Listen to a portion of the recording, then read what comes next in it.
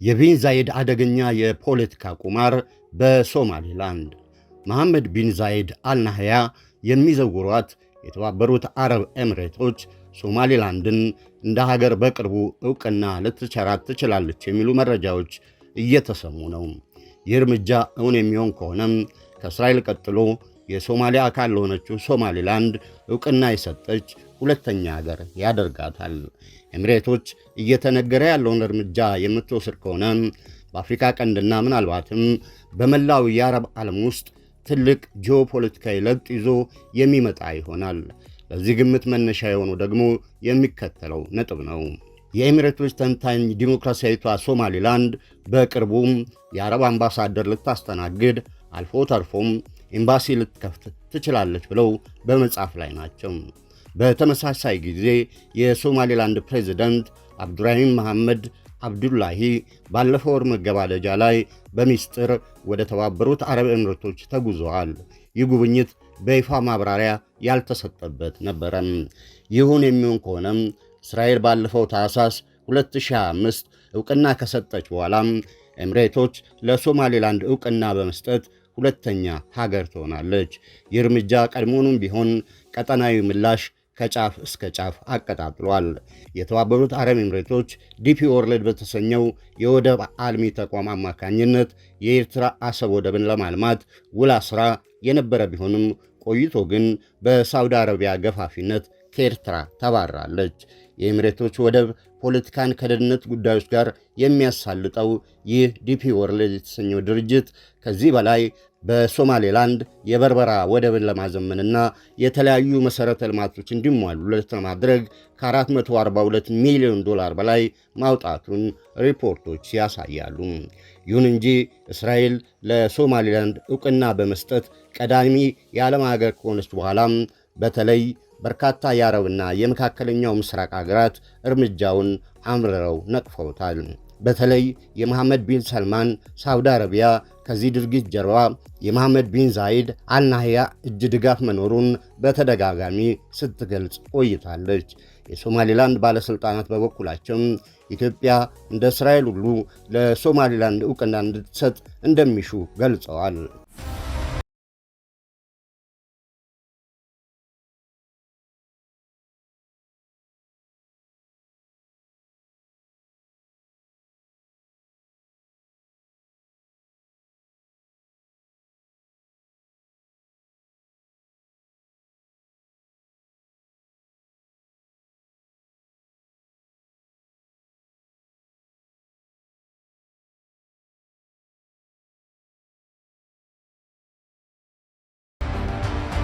ይህ በእንዲህ እንዳለም በአፍሪካ ቀንድና በምስራቅ አፍሪካ ቀጠናም ከሳውዲ ጋር የሚቃረኑ የኢኮኖሚና ፖለቲካዊ ፍላጎቶች ያሏት ኤሚሬቶች ለሶማሊያ ዕውቅና ልትሰጥ ነው ወይ በሚለው ዙሪያ አስተያየት ከሰጡት አንዱ የሶማሌላንድ ክሮኒክል ድረገጽ ሚዲያ ዋና አዘጋጅ ሰይድ ኢብራሂም ነው። እርምጃው እርግጠኛ ይሁን አይሁን ባይታወቅም ፕሬዚደንት አብዱራሂም መሐመድ አብዱላሂ ካለፈው ወር መጨረሻ አንስቶም በኤሚሬቶች እንደነበሩ አስታውሷል። አልፎ ተርፎም የፕሬዝደንቱ ጽሕፈት ቤት ይህ የግል ጉብኝት መሆኑን ብቻ እንደተናገረ ይገልጽና ይህም ምስጢራዊ በሆነ መንገድ የተካሄደ ነው ይላል። ነገር ግን ይላል ሰይድ አስተያየቱን ሲቀጥል፣ ለእኛ ከሚታየው ድረስ ይህ ሁኔታ ፕሬዝደንት አብዱራሂም መሐመድ ለመጀመሪያ ጊዜ ወደ እስራኤል በተጓዙበት ወቅት የነበሩ ተመሳሳይ ምልክቶች ሁሉ አሉት ይላል። በመሰረቱ ሙሉ ስምምነቱ የተጠናቀቀው እዚያው ነበር የሚለው ሰይድ፣ ምክንያቱም እኛ ጋዜጠኞች እንኳን ፕሬዝደንቱ የት ነው ያሉት ብለን የምንጠይቅበት ጊዜ ነበረም። ስለዚህ አሁን ያለነው በተመሳሳይ ሁኔታ ውስጥ ነው ሲል ማብራሪያውን ለአይትዊተር ፎር ኒውስ ገልጿል። የተባበሩት አረብ ኤሚሬቶች በቅርቡ በነዳጅ ላኪ ሀገራት ጥምረት ውስጥ ወይም ኦፔክ መውጣቷን ያስታወሰው ሰይድ ይህ ትልቅ ጉዳይ ነው፣ በአንድ ሚዛን ላይ ካስቀመጥነው በሌላኛው ደግሞ የሶማሊላንድ ዕውቅናን ካየን የተባበሩት አረብ ኤሚሬቶች የራሷን ብሔራዊ ደህንነት በበላይነት ለመቆጣጠር እየተዘጋጀች ያለች ይመስላል ባይ ነው። እናም ከ10 ዓመታት በላይ ወደ ኋላ ብንሄድ እንኳ ሶማሊያ ብታወግዛትም የተባበሩት አረብ ኤሚሬቶች በሶማሊላንድ ውስጥ ትልቁ ብቸኛ ቀጥተኛ የውጭ ኢንቨስትመንት አድራጊ ናት ይላል። ስለዚህ እነዚህ ሁሉ ነገሮች እስራኤል በመሰረቱ ለሁሉም መንገድ በከፈተችበት ወቅት እየተገጣጠሙ ነው። ስለዚህ በዚህ ወቅት አረብ ኤምሬትስ ሶማሌላንድን ብታውቅ የሚደርስባት ምንም አይነት ኪሳራ የለም ባይ ነው ጋዜጠኛው። ሰይድ ኢብራሂም የዱባይ ፖርትስ ወርልድ በበርበራ ያለውን የሶማሌላንድ ትልቁን ወደብ እንደሚያስተዳድር ያነሳና በሌላ በኩል ደግሞ የሶማሌላንድ ፓስፖርት በተባበሩት አረብ ኤምሬቶች ተቀባይነት አለው። ይህም በይፋ ወጥቶ ሳይነገር ዕውቅና እንደተሰጠ የሚቆጠር መሆኑን ይጠቅሳል። አሁን ላይ የኤሚሬቶች ዕቅድ ምን ይፈይዳል ለሚለው ጥያቄ ምላሽ ሲሰጥም ብዙ ነገር ይለውጣል። ምክንያቱም የተባበሩት አረብ ኤሚሬቶች እንደ እስራኤላውያን የዶሚኖ ተጫዋች አድርገን ነው የምንቆጥራት። ይህ ማለት በአፍሪካ አራተኛ ትልቅ ኢንቨስትመንት አድራጊ ናቸው። ስለዚህ በአፍሪካ ቀንድ ውስጥ እንደ ኢትዮጵያ ያሉ ከእስራኤልም ሆነ ከተባበሩት አረብ ኤሚሬቶች ጋር ጥሩ የሚባል የሁለትዮሽ ግንኙነት ያላቸው ብዙ ሀገራት አሉ ሲል ማብራሪያውን ይቀጥላል። ስለዚህ ይህ በግልጽ የዶሚኖ ተጽዕኖ ወይም አንዱ ሲጀምር ሌላው የሚከተለው አይነት ተጽዕኖ ይኖረዋል ብለን እናምናለን ሲል ያክላል። በተለይ ይህ መላውን ቀጠና በእሳት ውስጥ ይከታል። ለሶማሌላንድ ዕውቅና መስጠት የሚለው ውጥን የኳታርና የቱርክ ትርክት ኤሚሬቶች ይዛ የመጣችውን ውጥን ውድቅ ለማድረግ እያሰቡ ነው። ስለዚህ የተባበሩት አረብ ኤሚሬቶች ለዚህ ሁላ ተቃራኒ ትርክት ምንጭ ትሆናለች ብሎ እንደሚያምን ገልጿል። ሁኔታውን በሰፊው ስናየው ይህ በቀጠናው ግንኙነት ላይ በተለይም ከሶማሊያና ከሌሎች የአረብ ሀገራት ጋር ምን አይነት ተጽዕኖ ይኖረዋል ብለህ ታስባለህ ተብሎ የተጠየቀው ጋዜጠኛ ሰይድ ኢብራሂም የአረብ ሊግና ሌሎች ተገቢ ያልሆኑ ጊዜ ያለፈባቸው ድርጅቶች የሚላቸውን ተቋማት ሶማሊላንድ በተለያዩ መንገዶች ሲያወግዙ መቆየታቸውን ያነሳል። በተለይ እስራኤል ዕውቅና ከሰጠች በኋላም አምባሳደር መሾሟን ተከትሎም 16 ሀገራት ተቃውሞ ሲያሰሙ ተመልክተናል። በዚህ ወቅት የተባበሩት አረብ ኤሚሬቶች ከኦፔክ መውጣቷ ሲታከልበት የሚያስከትለው የፖለቲካ ዋጋ ሁሉ ቀድሞውኑ የከፈሉ ይመስለኛል ሲል ነው የገለጸው። ኤሚሬቶችና ሶማሊያ ጥሩ የሚባል ግንኙነት የላቸውም። ሶማሊያ በጃንዋሪ 2026 ነበር ኤሚሬቶችን የየመን ተገንጣይ ቡድኖች የግዛቴ አካል በሆነችው ሶማሊላንድ በኩል አስርጋ ያለ ፈቃዴ ሉዓላዊነትን ጥሳለች ስትል የከሰሰችው። ከዚህ ቀደም ከሀገራቱ ጋር የተፈራረመችውን የጸጥታና የወደብ ልማት ስምምነት ሁሉ ሰርዛ ግንኙነቷን ማቋረጧን ይፋ አድርጋለች። ይህ እነ ሳውዲና ቱርክን የመሳሰሉ ሀገራት በቀጠናው ያላቸው ተጽዕኖ ሲያደግ የተባበሩት አረብ ኤሚሬቶች ደግሞ አሻራዋ እየደበዘዘ እንዲመጣ ማድረጉን ተንታኞች ያወሳሉ። ይሁንና ጋዜጠኛው ሶማሊያ ስለ ራሷ ዕጣ ፈንታ በራሷ ማዘዝ የማትችል ተዋናይት ነች በማለት ይጠራታል። ለብዙ የውጭ አገራት ፍላጎቶች በተለይም ለኳታርና ለቱርክ መተላለፊያ ሆናለች የሚለው ሰይድ፣ ነገር ግን ኤሚሬቶች ቀድሞውኑ እዚህ ነበረች። ምክንያቱም ከ10 ዓመታት በፊት ግማሽ ቢሊዮን $1 በሶማሌላንድ ፈሰስ ስታደርግ ሶማሊያ አውግዛለች። ኤሚሬቶች ሶማሊያን ትተዋታን ማለት ይቻላል። ምንም እንኳን ቀደም ሲል በደህንነት ዘርፏ ላይ ከፍተኛ መዋለ ንዋይ ሲያፈሱና ሀገሪቱን ለማረጋጋት ሲሞክሩ ቢቆዩም በዚህ ሰዓት ሶማሊያ ምን እንደምታስብ ግድ የላቸውም ብዬ አላስብም በማለት ማብራሪያ ሰጥቷል። እስራኤል ለሶማሌላንድ ዕውቅና መስጠቷን ተከትሎም ኤሚሬቶችም ያለምንም ይፋዊ መግለጫ በዝምታ ያንኑ እርምጃ ስለመውሰዷ የታይምስ ኦፍ ኢንዲያ ዘገባ ያስረዳል።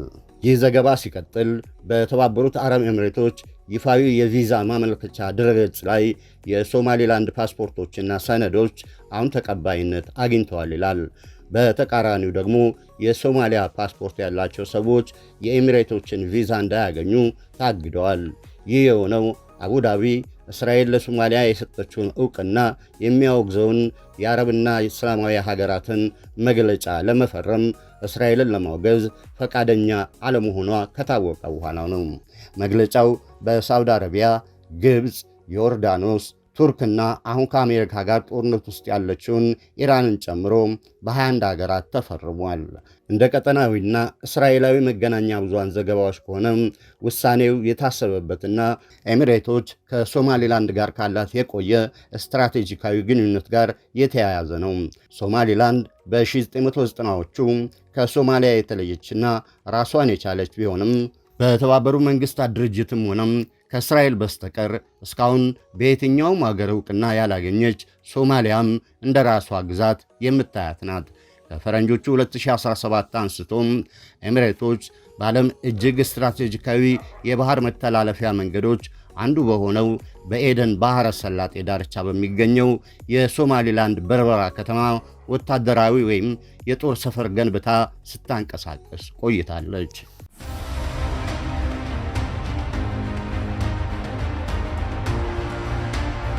ይህ ወታደራዊ ሰፈር 4 ኪሎ ሜትር ርዝመት ያለውና ከባድ የጦር አውሮፕላኖችን ማስተናገድ የሚችል መንደርደሪያ እንዲሁም በመገንባት ላይ ያለ ጥልቅ የባህር ወደብ እንዳለው ይነገራል። እነዚህም በአንድ ላይ ቀይ ባህርን፣ የስዊስ ካናልና የህንድ ውቅያኖስን የሚያገናኙ የንግድ መስመሮችን ለመቆጣጠር የሚያስችል ጣቢያ እንደሚፈጥሩ በሳተላይት የተነሱ ምስሎች ያሳያሉ። በተመሳሳይ ጊዜ አቡዳቢ ባለ ሁለት አቋም ስትራቴጂ ስትከተል ቆይታለች። ይህ ማለት ከሶማሌላንድ ጋር ያላትን ግንኙነት ውስጥ ለውስጥ እያጠናከረ፣ በሌላ በኩል ደግሞ በዓለም አቀፍ ደረጃ ዕውቅና ካለው የሶማሊያ መንግሥት ጋር በትብብር በልማትና በቀጠናዊ መረጋጋት ላይ ያተኮሩ ከፍተኛ የዲፕሎማሲ ግንኙነቶችን መቀጠል የሚል ነው። ይህ ሚዛን የማስጠበቅ ተግባር ኤሚሬቶች ከሞቃዲሾ ጋር ይፋዊ ግንኙነቷን ሳታቋርጥ ተጽዕኖ እንዲሰፋም ስለማስቻሉ ተንታኞች ይናገራሉ። በእርግጥ ይህን የዲፕሎማሲ አካሄድ ኢትዮጵያም ኢህአዴግ ስልጣን ላይ በነበረበት ወቅት ስትጠቀም የቆየች ሲሆን በአንድ በኩል ከሶማሊያ ጋር እንደ ሀገር አሸባሪውን አልሻባብን በመዋጋትና ሌሎችን የመንግስታት ግንኙነት ሥራዎችን በማከናወን ብሎም ከሶማሌላንድ በርበራ ወደብ የ19 በመቶ ድርሻ በመግዛት ያላትን ኢኮኖሚያዊ ጥቅም ለማስጠበቅ ስትሰራ ቆይታለች። ይሁንና ለሶማሌላንድ አንድም ጊዜ ዕውቅና ለመስጠት በይፋም ይሁን ይፋዊ ባልሆነ መንገድ ሲነገር አልተሰማም። ይህ ፍላጎትም በወቅቱ ጨርሶ አልነበረም ማለት ይቻላል። ነገር ግን የእስራኤል ዕውቅና የሁኔታውን አቅጣጫ ከመቀየር አልፎም የነገሮችን ጡዘት ያፈጠነ ይመስላል። እስራኤልን ላለማውገዝ በመወሰን የሶማሌላንድ ፓስፖርት በመቀበልና የሶማሊያ ተጓዦችን በመከልከል የተባበሩት አረብ ኤሚሬቶች አቋም በይፋ ባይነገርም ግልጽ እየሆነ እየመጣ ያለ ይመስላል። ዕውቅና መስጠት የድንበሮች መስመሮች በሚለዋወጡበት፣ ጥምረቶች በሚቀየሩበትና ዲፕሎማሲያዊ ቀውሶች በሚቀሰቀሱበት ቀጠና ውስጥ ዝምታ ራሱ አንድ ስትራቴጂ እየሆነ ከመጣ ሰንብቷል። በአፍሪካ ቀንድም ዝምታ የታከለበት ዕውቅና ከማንኛውም ይፋዊ መግለጫ በላይ ድምፁ ከፍ ብሎ ሊሰማ ይችላል። አሜሪካ ብትሆንም ለሶማሌላንድ ይፋዊ ዕውቅና ባትሰጥም እንዲሁም የሶማሊያ ሉዓላዊነትን፣ ግዛታዊ አንድነትን ብትደግፍም እንኳን እስራኤል ዕውቅና የመስጠት መብት አላት ስትል ተደምጣለች። እስራኤል ከሶማሊያ ተገንጥላ ለወጣችው ሶማሌላንድ በይፋ ዕውቅና ለመስጠት የወሰነችው ውሳኔ በአረቡ ዓለም በአፍሪካና በሌሎች ዓለም አቀፍ ኃይሎች ዘንድ ከፍተኛ ተቃውሞን መቀስቀሱ አይዘነጋም። እርምጃውን ተከትሎ ሐማስ ጠንካራ ማስጠንቀቂያ ሲያወጣ መቆየቱ ይታወቃል። የእስላማዊ ተቃውሞ ንቅናቄ ወይም ሐማስ በሰጠው መግለጫ ድርጊቱን አደገኛ ቅድመ ሁኔታ ነው ሲል ማውገዙ አይዘነጋም። እስራኤል ገንጣይ አስተዳደር ካለችው አካል ሐሰተኛ ሕጋዊነትን ለመፈለግ እየሞከረች ነው ሲልም ከሷል። ሐማስ ሶማሌላንድን ከጋዛ ለሚፈናቀሉ ፍልስጤማውያን መዳረሻ ለማድረግ የታቀደ ማንኛውም ዕቅድ በቆራጥነት ውድቅ ማድረጉን አስታውቋል። ማንኛውም የማፈናቀል ሙከራ ተቃውሞ እንደሚገጥመውም አስጠንቅቋል።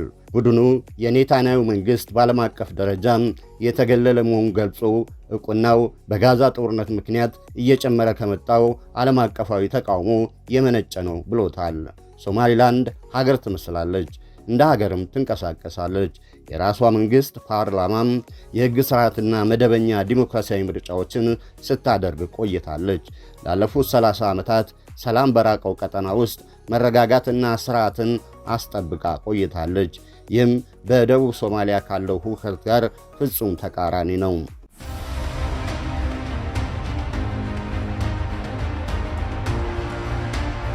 ሶማሌላንድ የራሷ ፓስፖርት አላት።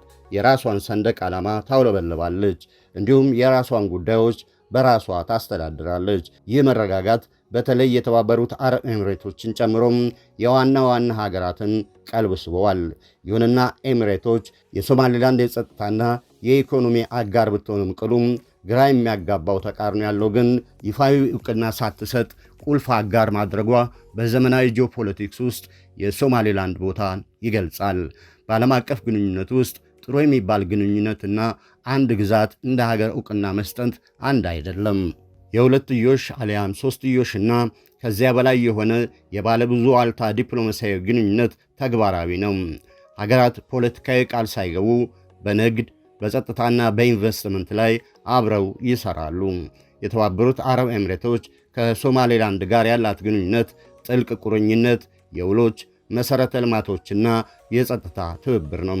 ይህ አካሄድ የቢን ዛይድ ሀገር ከመደበኛ ዕውቅና የሚመጡ የሕግና የዲፕሎማሲ መዘዞችን በማስወገድ ከሶማሌላንድ መረጋጋት ተጠቃሚ እንድትሆን ለማድረግ ያለመ ነው የሚሉ ተንታኞች አሉ።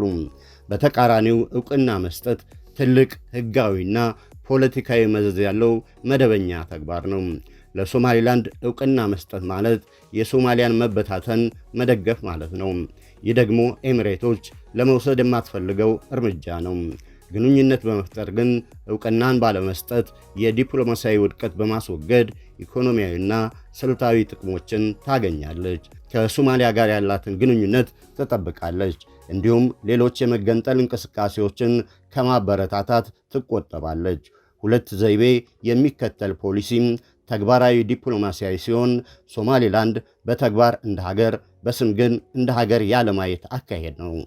ለሶማሌላንድ ግንኙነቱ ኢንቨስትመንትና የተወሰነ ሕጋዊነትን ያመጣል። ነገር ግን የዕውቅና እጦቱ ከዓለም አቀፉ ስርዓት ውጭ እንድትሆን አድርጓታል። ኤሚሬቶች በዚህ አስቸጋሪ የአፍሪካ ቀንድ ቀጠና ውስጥ በመንቀሳቀስና ተለዋዋጭ አካሄዶችን በመጠቀም ኃይሏን ታሳድጋለች።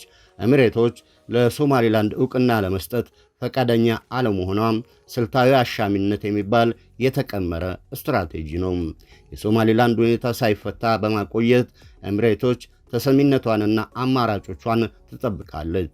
ይህ አሻሚነት የተባበሩት አረብ ኤሚሬቶች የተሻሉ ስምምነቶችን እንድታገኝ ያስችላታል ይላሉ የፖለቲካ ተንታኞች። ኤሚሬቶች ከሶማሊያ ጋር ያለውን ግንኙነት እንዲህ እያለች ታስቀጥላለች። ራሷንም የግዛት አንድነትን እንደምታከብር አድርጋ ታቀርባለች። ይህ የማመጣጠን ተግባር አቡዳቢ ለአንድ ወገን ሳትገዛ በክልል ውስጥ ዘላቂ ጥቅሟን እንድታሳድድ ያስችላታል። የዕውቅና ተስፋን ሰቅሎ ማቆየት ሶማሌላንድ ታዛዥና ጥገኛ እንድትሆን ያደርጋታል። አሁን ያለው አሻሚነት ጊዜያዊ ምዕራፍ አይደለም። የተባበሩት አረብ ኤሚሬቶች የምትመርጠው ሁኔታ ነው። በትንሽ ስጋት ከፍተኛ ጥቅም ይሰጣል። ለተባበሩት አረብ ኤሚሬቶች አሻሚነት መፍትሄ እንጂ ችግር አይደለም። ኤሚሬቶች ለሶማሌላንድ ዕውቅና ከሰጠች ትልቁ የመደራደሪያ ካርዷን እንዳጣች አድርጋ ታስባለች። ዕውቅና ያገኘችው ሶማሌላንድ ዓለም አቀፍ ተቋማትን መቀላቀል፣ ብድር ማግኘትና የተሻሉ ስምምነቶችን መደራደር ትችላለች። ይህ ደግሞ በተባበሩት አረብ ኤሚሬቶች ላይ ያላትን ጥገኝነት ይቀንሳል። የአሁኑ ተለዋዋጭ ስምምነቶች መደበኛና አስገዳጅ ውሎች ይሆናሉ። ይህም የተባበሩት አረብ ኤሚሬትስ የመለዋወጥ ችሎታን ይገድባል። ዕውቅና ሥልጣኑን ወደ ሶማሌላንድ ያሸጋግራል። ይህም የተባበሩት አረብ ኤሚሬቶች ተቀናቃኞችን ጨምሮም አዳዲስ አጋሮችን እንድትፈልግ ያስችላታል። የኤሚሬቶች ተሰሚነት ይጠፋል። የዕውቅና ተስፋ ከድርጊቱ ይልቅ እንደ ተጽዕኖ መሳሪያነት የበለጠ ዋጋ አለው። ዕውቅናውን ሊደረስበት የማይችል አድርጎ በማቆየት የቢን ዛይድ መንግሥት ሶማሌላንድ ታዛዥ አገር ሆና መቀጠሏን ያረጋግጣል። ይህም የሀገሪቱን ኢኮኖሚ ጥቅሞችን ለረጅም ጊዜ ያስጠብቃል። ድፍረት የሚጠይቁ እርምጃዎችን ከመውሰዷ በፊት ቀጠናዊ ኃይሎች እንዴት እንደሚንቀሳቀሱ ታጠናለች፣ አካሄዳቸውን ትታዘባለች። የአፍሪካ ሕብረት የቅኝ ግዛት ወቅት ድንበሮች እንዲቀጥሉ እንጂ እንደገና ላለመቅረጽ ያለውን ፖሊሲ ዕውቅና መስጠት አደገኛና የማይቻል ያደርገዋል። የባህር በር የምትፈልገው ኢትዮጵያ በሶማሌላንድ ወደብ ላይ ከፍተኛ መዋለ ንዋይ አፍስሳለች። ኢትዮጵያ ለሶማሌላንድ ዕውቅና ከሰጠች የተባበሩት አረብ ኤሚሬቶች እንድትከተል ፖለቲካዊ ሽፋን ይሰጣታል።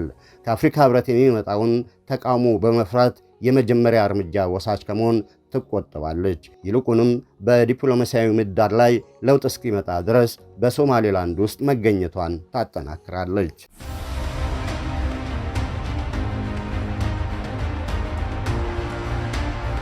በኢትዮጵያ ውስጥ የሚመጣ ለውጥ በሶማሊያ ውስጥ የሚቀጥል ትርምስ ወይም ቀጠናዊ ስምምነት በሩን ሊከፍት ይችላል።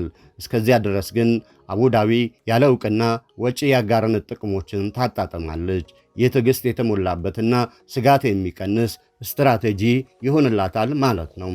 ኤምሬቶች እርምጃ የምትወስደው ቀጠናዊ ሁኔታ ዕውቅናን አስተማማኝ ሲያደርግ ብቻ ነው። በቀይ ባህር ላይ የሚከሰት ትልቅ የጸጥታ ቀውስ እርምጃ እንድትወስድ ሊያስገድዳት ይችላል። የባቤል መንደብ ሰርጥ ለዓለም አቀፍ ንግድ ወሳኝ መስመር ነው። እዚህ መስመር ላይ የሚከሰት ማንኛውም የንግድ መስተጓጎል ትልቅ ዓለም አቀፍ መዘዝን ይዞ መምጣቱ ሳይታለም የተፈታ ነው። አንዳንድ ቀውስ ቢከሰት የሶማሌላንድ መረጋጋትና ስትራቴጂካዊ መገኛነት አስፈላጊ ይሆናል። የበረራ ወደብ፣ አየር ማረፊያ፣ የመርከብ መስመሮችን ለመጠበቅ ወሳኝ ይሆናል። እንዲህ ባለው ሁኔታ ኤምሬቶች በምርጫ ሳይሆን በአስፈላጊነት ለሶማሌላንድ ዕውቅና ልትሰጥ ትችላለች። ዕውቅናው እንደ ፖለቲካዊ መገለጫ ሳይሆን እንደ ጸጥታ አስፈላጊነት ይገለጻል። የእሷ ፖሊሲ የጥቅም ልውውጥ ባህሪ ያለው መሆኑን አሻሚነቱ በሰላም ጊዜ እንዲሰራ ያደርገዋል። ነገር ግን የሚከሰት ቀውስ ካለም መደበኛ ጥምረትን አስፈላጊ ሊያደርገው ይችላል። የቀይ ባህር ደህንነት ስጋት ላይ ከወደቀም ፖለቲካዊ ካርታው በአንድ ጀንበር ሊለወጥ ይችላል። የተባበሩት አረብ ኤምሬቶች ለሶማሌላንድ ዕውቅና ከሰጠች ከፍተኛ ተያይዞ የሚመጣን ዋጋና ጥቅሞችን ትጠይቃለች። ሶማሌላንድ ምናልባትም ለኤምሬቶች በርበራ ወደብ ላይ ልዩ መብቶችንና የረጅም ጊዜ ወታደራዊ የጦር ሰፈር መፍቀድ የግድ ይላታል። ይህ ለኤምሬቶች በቀጠናው ላይ ስልታዊ ቁጥጥር የሚሰጥና የሶማሌላንድን ሉዓላዊነት የሚገድብ ይሆናል። ኢኮኖሚያዊ ጥቅሞችም ይከተላሉ። ለኤሚሬቶስ ኩባንያዎች ለሀብትና ለመሰረተ ልማት ፕሮጀክቶች ቅድሚያ መስጠት ይጨምራል። ዕውቅና ዓለም አቀፍ ሕጋዊነት ቢያመጣም ነገር ግን ኢኮኖሚያዊ ነፃነትን ማሳጣቱ አይቀሬ ነው። ከዚህ አኳያ የሶማሌላንድ መሪዎች ከባድ የምርጫ ቅርቃር ውስጥ ይገባሉ። ዕውቅና ሳያገኙ መቆየት ወይም ወደ ተባበሩት አረብ ኤምሬቶች ገደብ የለሽ ተጽዕኖ ሰተት ብለው የሚያስገባቸውን ስምምነት መቀበል። የመጨረሻው ስምምነት በሁለቱ መካከል ያለውን የኃይል አለመመጣጠን ያንጸባርቃል። ዕውቅናው ከጥቅም ጋር የተቆራኘ ይሆናል። ለሀገርነት የሚከፈል በጣም ከፍተኛ ዋጋ እዚህ ጋር ይከሰታል። አቡዳቢ በሶማሌላንድ ላይ ልታሳልፈው የሚችለውን ውሳኔ ስለ ፍትህ የሚደረግ አይደለም። የሶማሌላንድ ዲሞክራሲያዊ ስኬቶች ፋይዳ የሚኖራቸው ኤምሬቶች ጥቅምን እስካገለገሉ ድረስ ብቻ ነው። የኤምሬቶችን ጥቅምን እስካገለገሉ ድረስ ብቻ ነው። የመካከለኛው ምስራቅ ሀገሯ የውጭ ፖሊሲ የሚመራው በወታደራዊ ኃይል፣ በጸጥታና በኢኮኖሚ ብልጫ ላይ ነው። አሻሚነት ለተባበሩት አረብ ኤምሬትስ ተጽዕኖና ቁጥጥርን ይሰጣታል። ዕውቅና የሚመጣው ስልታዊ ግቦቿን የሚያገለግል ከሆነ ብቻ ነው። ሶማሌላንድ ፍትህን በመለመን ዕውቅና ማግኘት አትችልም። ራሷን ለተባበሩት አረብ ኤምሬትስ የማትተካና አስፈላጊ ሚና ያላት አድርጋ ማቅረብ ይጠበቅባታል። ቀጠናዊ ቀውስ ወይም የሌላ ትልቅ ኃይል እርምጃም የተባበሩት አረብ ኤምሬቶችን ሊያስገድዳት ይችላል። እስከዚያው ድረስ ሶማሊላንድ በትልቅ የጂኦፖለቲካ ጨዋታ ውስጥ እንደ መጠቀሚያ ሆናም ታገለግላለች። ኤምሬቶች ለሶማሊላንድ ዕውቅና የምትሰጠው የራሷን አቋም ሲያጠናክርላት ብቻ ነው። ያ ቀን እስኪደርስ ግን ሶማሊላንድ ያላት አማራጭ በትዕግሥት መጠበቅ ብቻ ይሆናል።